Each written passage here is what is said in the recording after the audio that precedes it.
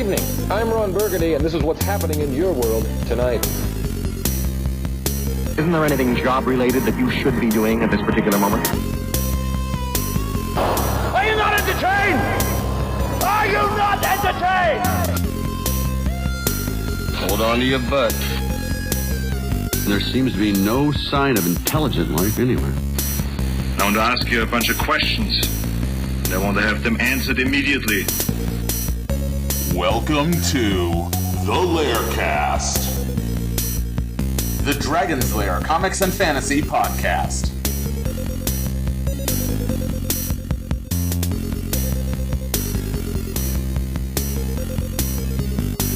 Hello, test 1, 1, 2, testing. Good morning, good evening, good evening. Hello. Okay. My name is Zach Martin. And I am Amber Antonovich. And you're listening to the LairCast. So, a couple disclaimers before we get into the show. There's been some crud floating around the office. So we've all been coughing up our lungs and all that. We will try to not cough into the microphone, but Amber and I are both coughing up something fierce this evening as we record. Sounding a little deep. And yeah, we've got the deep jazz voices going on right now, and so there we go. So fair warning, pardon me. So also, this is the second time Amber and I have sat down to record this episode. The first time, as I said in the first podcast, the first time we sat down, we recorded for about an hour, and the audio was lost to a Ghost in the Machine type error. So here we are again. We're going to record our episode, and away we go.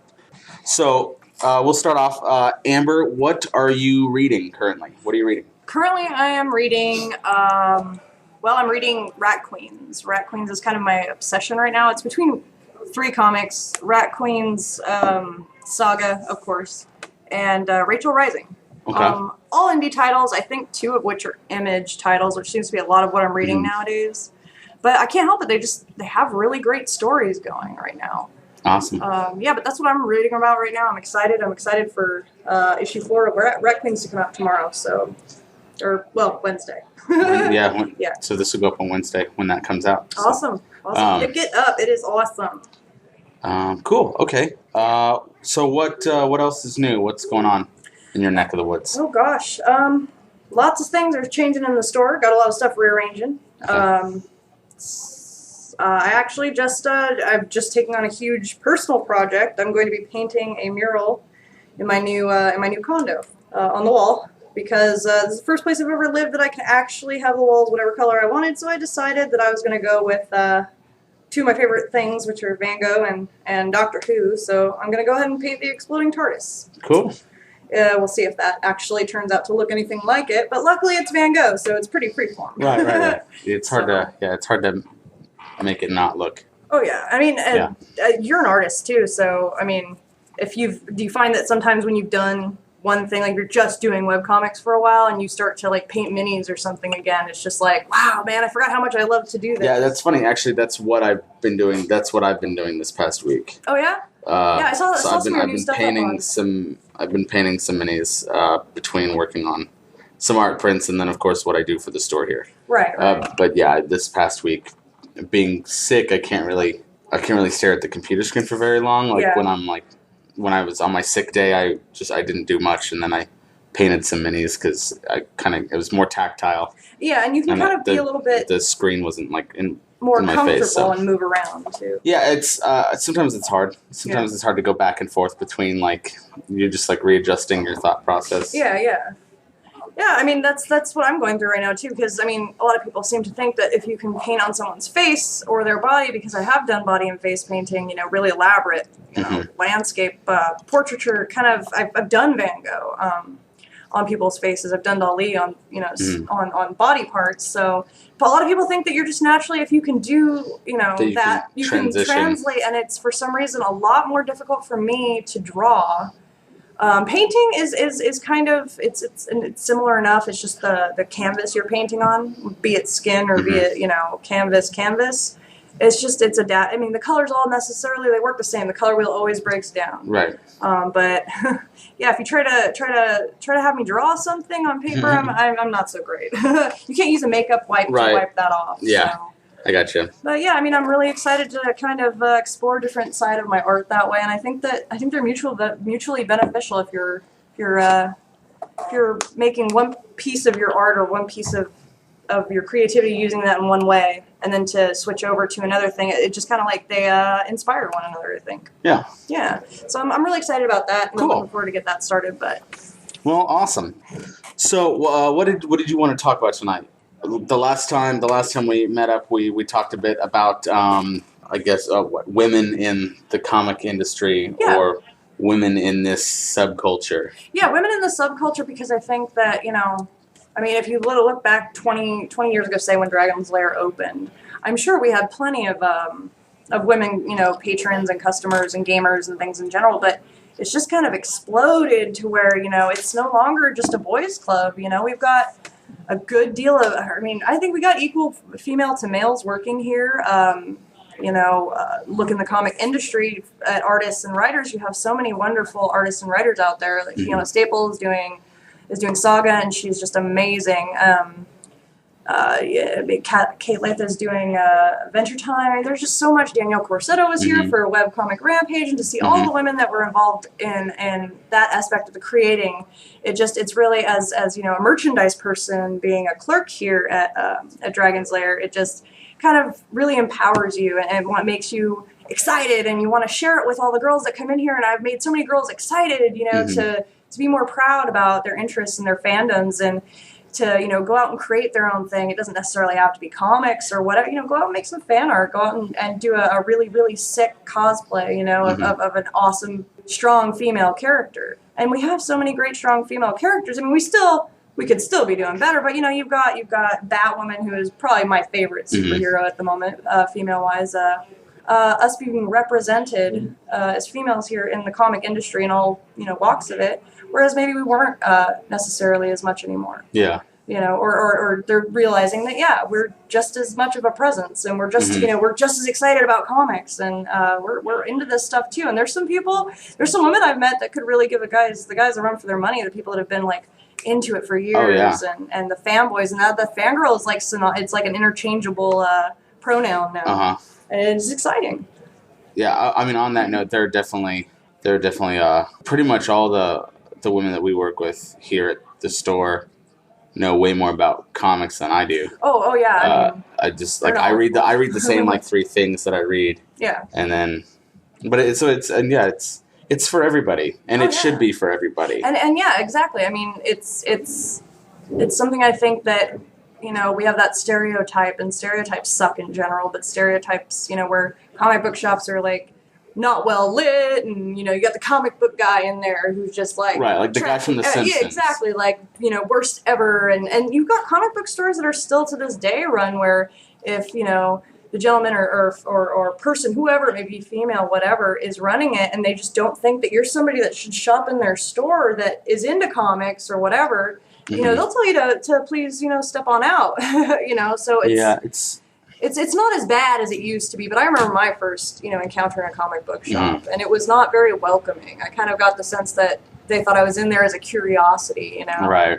And I was like, no, man, I'm legitimately interested. Like, help me, where was somebody like me at that time to get me excited about these titles, Yeah, so, I mean, it's just really, really exciting to see the representation take place, and to have, have us have grown from the one location to the next, and have it be so much bigger, and be able to take on so much more staff, and see, so many of our, I obviously, I love indie comics.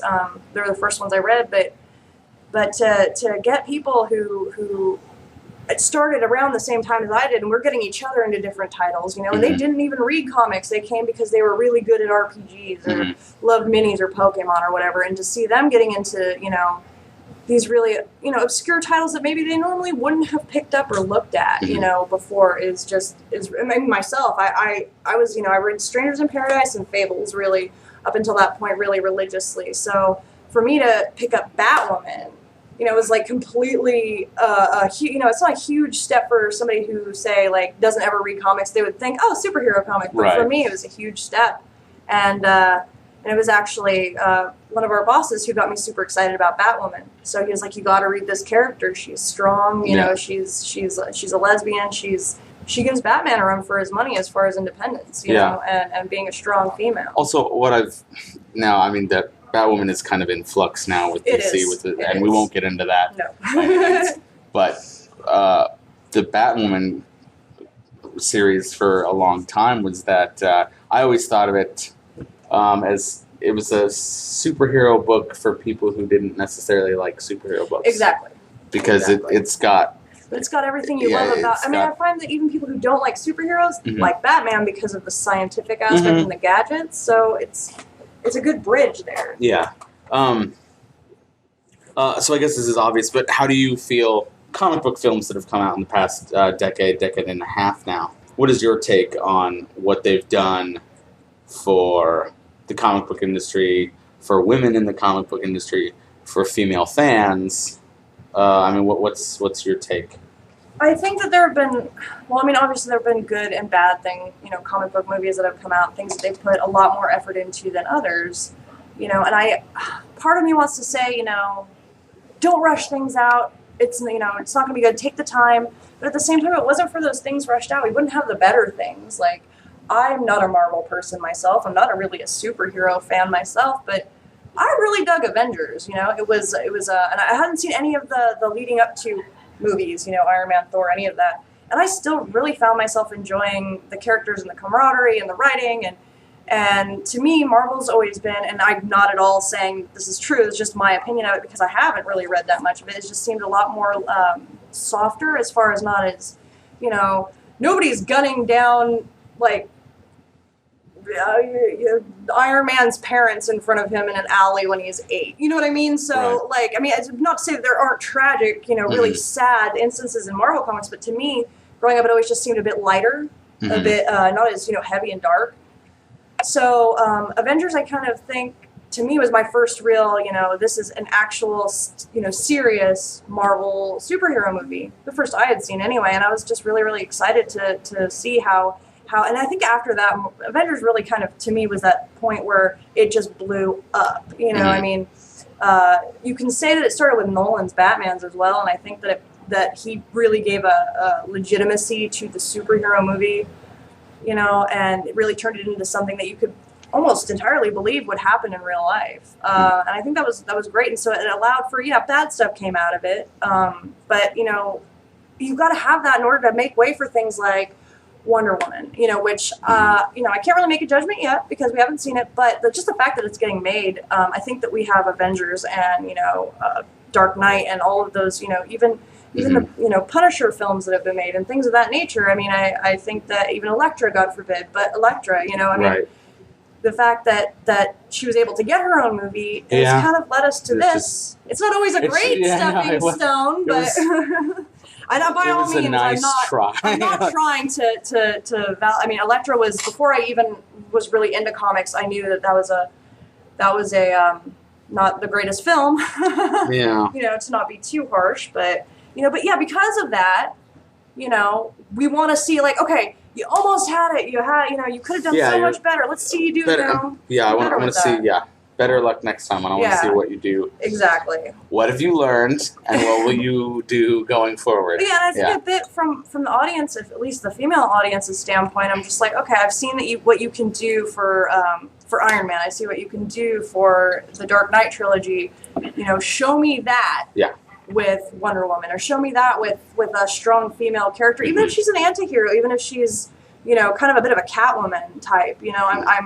I'm not one of those... But don't do another Catwoman. No, but don't, God forbid, don't do that. But, I'm not one of those females, I guess, and I could be in the minority as a female, female/feminist, I guess, but I don't think that a woman can't be beautiful, or try not to say sexy, because I don't mean revealing sexy, but, strong, independent, powerful, beautiful woman, as well as a bad A, can really kick someone's butt, it's like, I don't see why those two things have to be separate, I think you're right. I don't think those have to be mutually exclusive concepts, but for some reason, it always gets kind of skewed in that way. Or that if, and I agree that but I mean, no superhero's costume aside from like Iron Man's or Batman's has ever really made sense to me. But yeah, you don't need a big window cut into the chest. I mean, Right.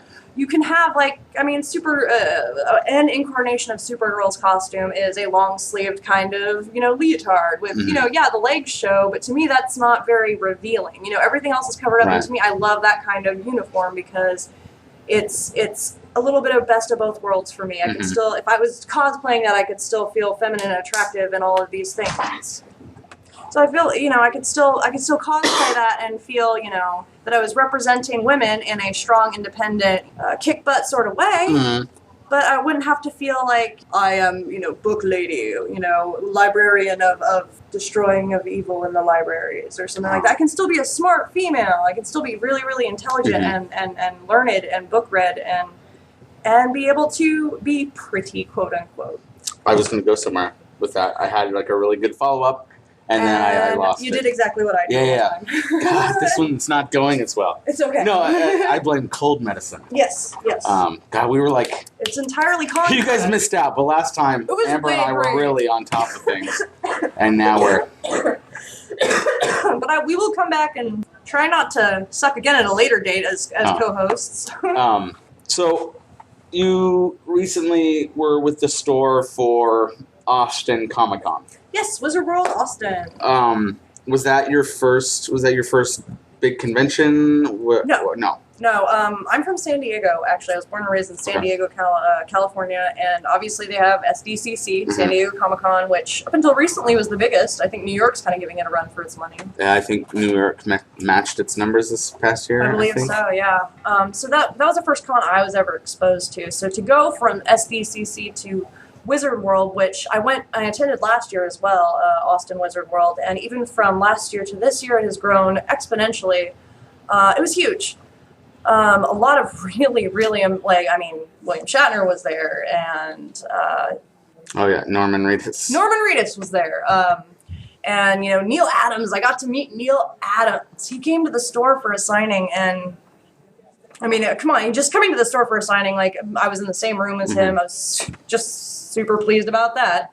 And then I actually got to drive him and his wife back to their hotel, and so I almost died a little bit inside. And I'm not gonna lie, I really enjoy, telling fanboys when they come in that I got to not only meet Neil Adams, but I also got to drive him home, and he actually requested that I come over and visit his booth while I was there. He was really impressed with the store. He was the sweetest guy, his wife and him. They were just amazing, and I got to see him run an actual art auction at the Comic-Con, and that was just so neat to see somebody like Neil Adams, talking about somebody else's art. And I wasn't even the artist of it, but I can just imagine that they were like, oh my God, I could die now. Everything is right with the world, and you're being told by somebody that you really, really admire, you like their art, that your art is good, and that other people should buy it. It was really exciting. I mean, their cosplay has just above and beyond. Even the people who aren't putting much effort into it looked amazing. I mean, everybody looked great at that. Did you do any cosplay for that weekend? Yeah, I was there for 3 days. I did. I'm a makeup artist, and I do makeup here at Dragon's Lair. But so it's kind of, I had to be there every day. I had to have a different outfit for every day, obviously. My first day, I just went as kind of a steampunk thing. I wanted to be comfortable. There was a lot of moving. Second day, though, I did my Morpheus, the Sandman, from Neil Gaiman's Sandman, makeup cosplay thing that I did, and that was a lot of fun. I was imagining that, being at Wizard World, people would, oh, Sandman, I know you are, and anybody who recognized me got the comic right, but they seemed to think I was deaf.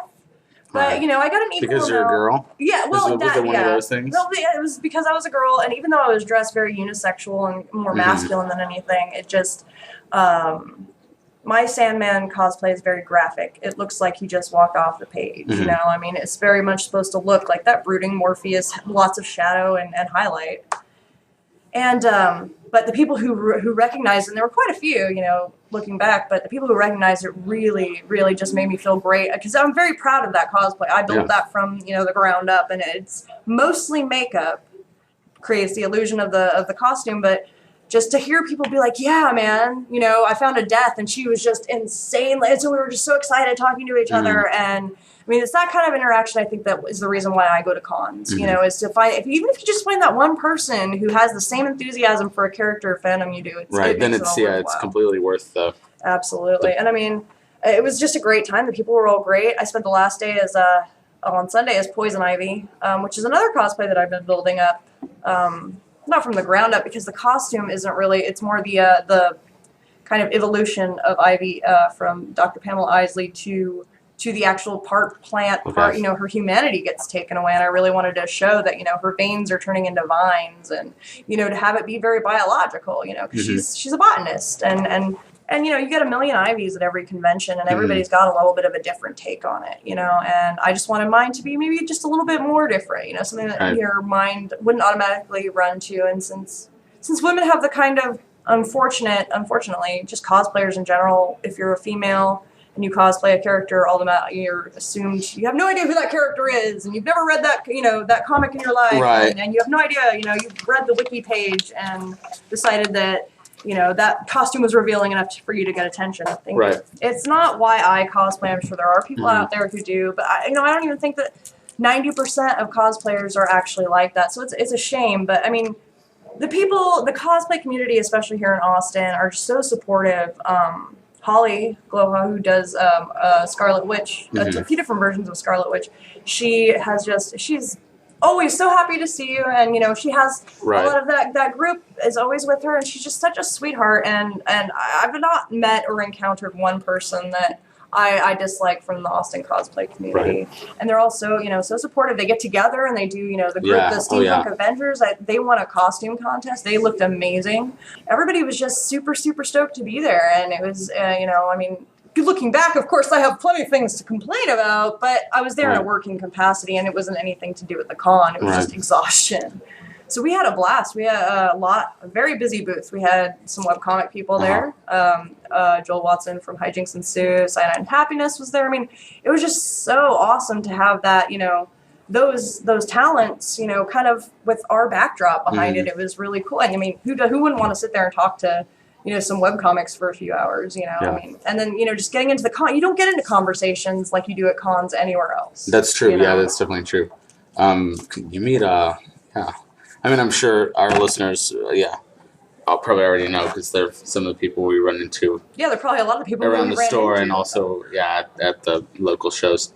But yeah, I mean, going to conventions is completely addictive. I got my wife kind of hooked on it. Actually, I got my wife and my mother both hooked on going to conventions. Ghostbusters, aren't they? Yeah, well, I mean, before we were all doing the cosplay things that we work on together, they had gone to a convention a couple of years ago for a Star Trek thing, and it was the first time either of them have been to anything that big before. And, like, they were immediately hooked, so now we kind of do we're part of a Ghostbuster group. And so we go around doing that. So what was your favorite cosplay from the show? From the con, the favorite cosplay I saw, cosplay I did. That you saw, your favorite one walking around. Oh gosh. There were some guys, and you might have to look this up and then edit me because I cannot remember the name of the actual band, but they're like these steampunk robot guys, something elephant or giraffe, steampunk giraffe or something. I think it's called Steampunk Giraffe. But there are these guys that, now let me preface this a little bit. I had not heard of this group. I'd heard them peripherally. I didn't actually have any visual, you know, confirmation as to what they did or what, you know, what kind of music. I'm just familiar with the name. And so they're these guys that you know, they have robot makeup and kind of steampunky kind of robot clothes. They kind of remind me of the Dresden Dolls, but not in their style so much, or the music style so much as the style of the I guess gimmick you'd call it. Right. But very, very cool to look at. And as a makeup artist, if anybody does anything really artistic with makeup and, you know, their looks, that's why I'm insane about Lady Gaga and things, but, you know, it automatically catches my interest. And so these guys came up to our booth, sweetest guys ever. And I didn't even recognize them as customers that I had seen in the store, you know. And they were dressed like these you know, steampunk giraffe. And I was just like, I have no idea who they were. They could have been totally original costumes. And I was just so in love with like every little detail that they had, and their makeup was just flawless. I couldn't even, you make a suggestion or anything. Not that I would, but I mean, it was just really, really well done. And after the fact, so I guess I had a bit of retroactive recognition about 2 months later. This month when a friend of mine from Oregon, where I just moved from, sent me a video being like, "Oh, I'm so crazy about this song, Honeybee, blah, blah, blah, check it out, watch the video." And all I could say when I started watching the video was like, "Oh my goodness, that's what those guys were cosplaying." Awesome. And that was almost better than knowing who they were ahead of time, because it was just like they left an impression on me. So now I don't even really see the steampunk giraffe guys. I see the guys from Con, and to me that's very cool. I would act like they were the guys, I'd be so excited. "Oh my God, so nice to meet you," as if they weren't just cosplayers. So that was probably it still sticks out in my mind. I mean, there were a lot of other really, really great, full body, costumes.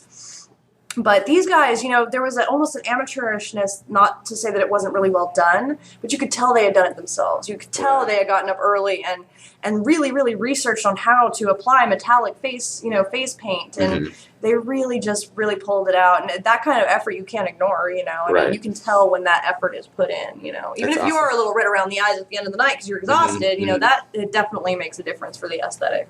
And it was very impressive. So if they're listening, you guys looked awesome. That's awesome. Yeah. So from here. Well, there is one thing I'm really, really super excited about. As I mentioned earlier, I don't read Marvel. And, since I work here, I would like to know a little bit about, know a little bit about DC just because we were so immersed in it growing up. When we were kids, they got the Batman animated series, really awesome show, the Superman animated series. These really, really great animated shows that, were really dark. I mean, they were still for children. Nobody ever died, but, I mean, they original or OC characters that come out. Harley Quinn came out of that show. We grew up with these, I grew up with mostly DC. So I'm super excited about Miss Marvel and Captain Marvel restarting for Marvel Comics. One, I can't really start anything in DC because everything's like 26, 27 issues in. Right, at this point, it's hard to find a good hopping on point. Right. So I like, again. I like, that's why I like a lot of indie comics, a lot of Images they're always putting new stories out, and I don't like all of them, but I always have an opportunity, it seems like every month or so, to hop onto a new series, whether I'll stay with it or not, I always have an opportunity. So I'm really excited that Marvel's doing this as well, because I can hop on to Miss Marvel and kind of start with it and grow with it, and everybody's really excited about it, so I'm really hoping that this is going to be like the start of a new obsession. Have you seen now some of the preview images have been up on like ICB2 or Newsround and stuff like that. Have you seen any of the internal artwork for that book? I haven't. I gotta go home and see it. I'll see if I can find it and I'll forward to you. The book, the artwork looks amazing. It's so beautiful. That's a big thing for me. It's a story can be great. A really interesting story. Right. Marvel's always had a habit of, I wouldn't say, I guess, groundbreaking is not the term so much as they're not afraid to be topical and within our time period. Yeah, North Star. The marriage of North Star. Yes. And that made me very, as a member of the LGBT community, and just an LGBT supporter in general, it made me really, really have a very, very soft, affectionate spot, warm, gooey spot for Marvel. Where I don't read much or know much about Marvel aside from the periphery, and I can't believe how, all of a sudden I felt like I was cleaving to Marvel because they were giving me what I wanted to see. Right, and I think that's another reason I'm excited for Miss Marvel is she's a young Muslim American girl. Yeah, which I think is it's nice to see. It's nice to see diversity in comic books. Yeah, I mean, they could have just made her female, but I think that the fact that making her Muslim or Islamic, so that's something I want to read. It's a very interesting take, and it'll be interesting to see. Period.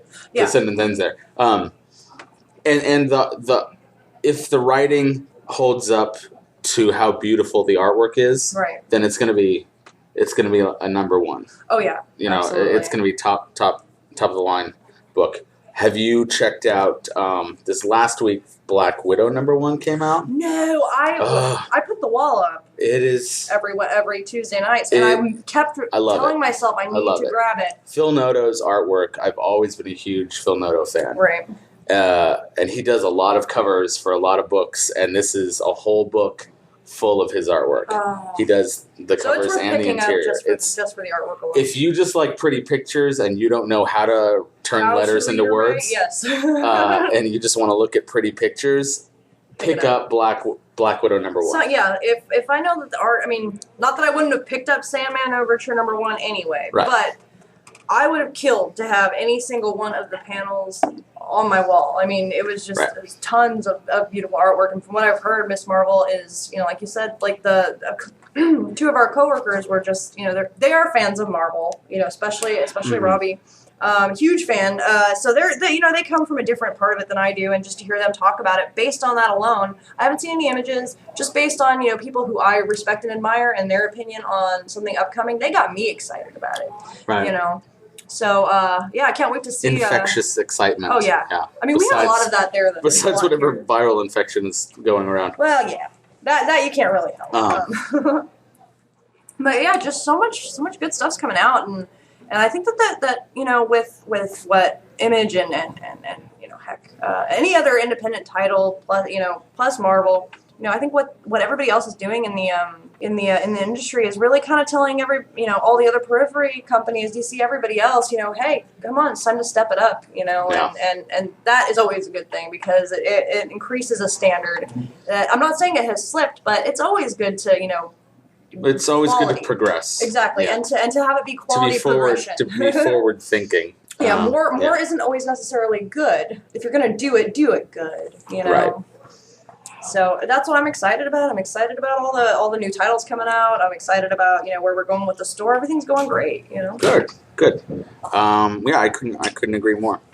We're through the holidays, and that madness is over with, and now we're gearing up for Free Comic Book Days right around the corner. That's right.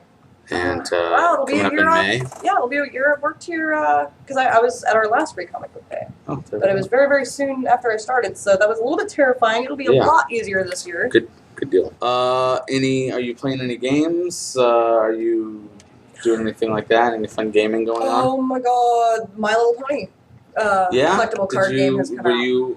We just did an event for that this past weekend. Were you in on that? I got a chance to sit down and watch the Learn to Play Magic event, which was pretty much lost on me since I'm already a Magic player, but I heard we had a ridiculous turnout for the My Little Pony. I mean, I have my deck. I have my deck already. Yeah. I haven't had a chance to really sit down and learn to play.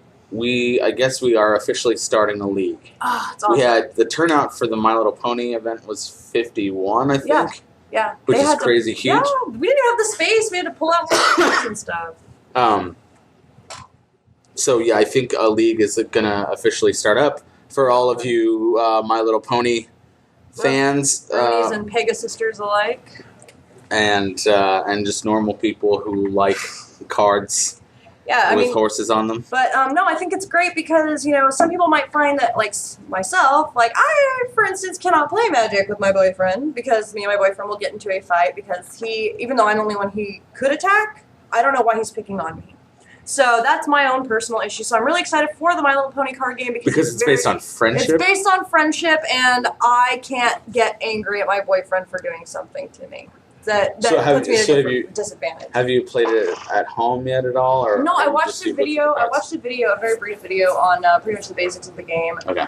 And it looks like a more cooperative game than I'm So if it's cooperative, what are you playing like against? Is it like Magic Commander in that sense? Are you playing against a set? No, I haven't played something myself. Or other, or are you just like trying to outfriend each other? From what I glean, you are working in tandem to stop outside interference or monsters or try to protect Equestria. Is what I gathered from it. But like I said, I haven't played it myself. I just love everything about Lauren Faust's My Little Pony. She really, I know she's not involved with the show anymore, but I mean, she really made those characters. I was a My Little Pony, first gen fan in the 80s. I grew up with it. Mm-hmm. I mean, they were cute, but they didn't have personalities. They didn't, I couldn't tell you all about, Lickety Split. I mean, they didn't have character. She has really made them into something just totally, totally different. And everybody has really, kind of taken it. Yeah, bronies. Come on, look at that. That's just, I think a really great way of showing how, there isn't something for guys or something for girls. It's, everybody can be included. It's true. Just about anything. I've maybe seen like a couple episodes of the show, and I can't get into it for other reasons. Like it's not my cup of tea. I don't like the animation style. Yeah. It's not my favorite animation style, but I think for what it is, that's one of the reasons I like it, is it grew on me. Yeah, and I maybe I just need to give it another shot, but I haven't attached to it yet. Yeah. But I will say that for what it's worth, it really seems to be more so than any other media in the past, I don't know, ever. Yeah. Seeing the wide array of fans of My Little Pony. Oh, yeah. Something you would think was for little girls. There are, 20-year-old guys coming in and, oh, I love My Little Pony. Oh, yeah. Well, Rainbow Dash is the bomb. My end all be all, yeah.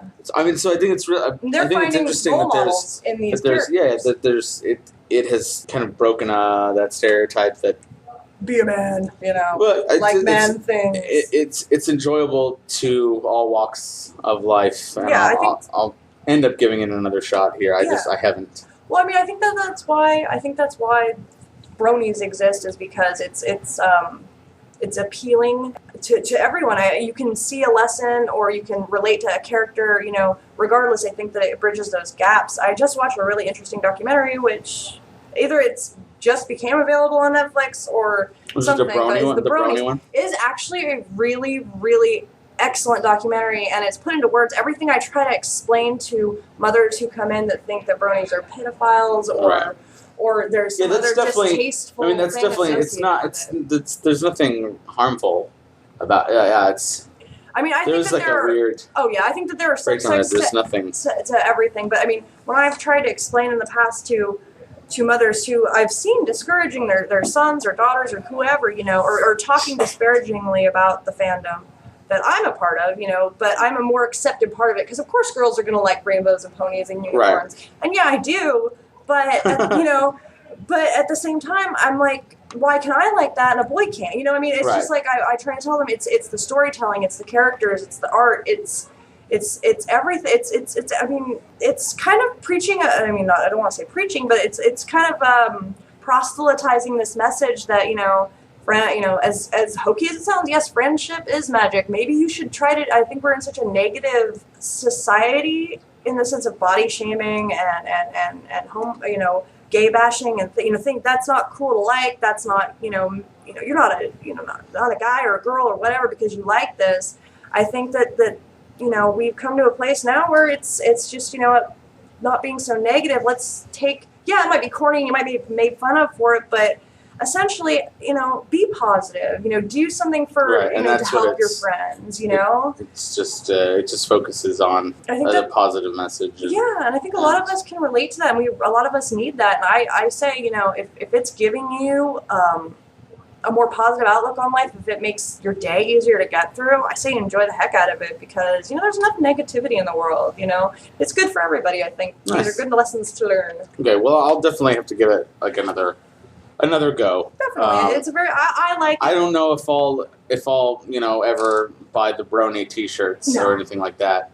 But yeah, I'll give it another shot. Yeah, I like a lot of the voice actors. I mean, come on, Q is Discord from Star Trek. I mean, that to me is just that was one of the first things that made me want to watch the show.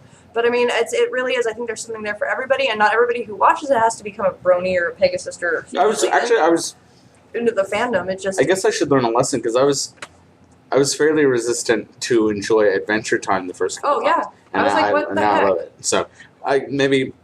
My Little Pony will be the same thing. It might not just. It might never grow on you, and that's okay. I'm fine with people who don't. That hey, it's just not my thing. That's cool, but and it doesn't matter. My Little Pony, Batman. And I mean, don't anything. It's just like don't hate on nobody. Don't hate on people for what they like. Liking it. Yeah. Well, I think that's a positive message to end on too. Absolutely. Friendship is magic. Friendship is indeed magic, and I think that this podcast, despite all the coughing fits in the background, has been quite magical as well. So thank you.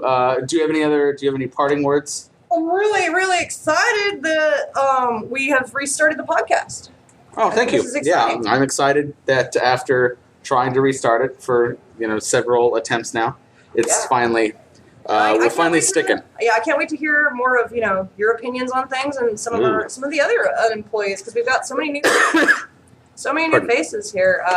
I'm excited to see what everybody has to say, and I'm excited for the new year. And I'm excited for this audio to keep this time. Fingers crossed. Knock on wood. Woo!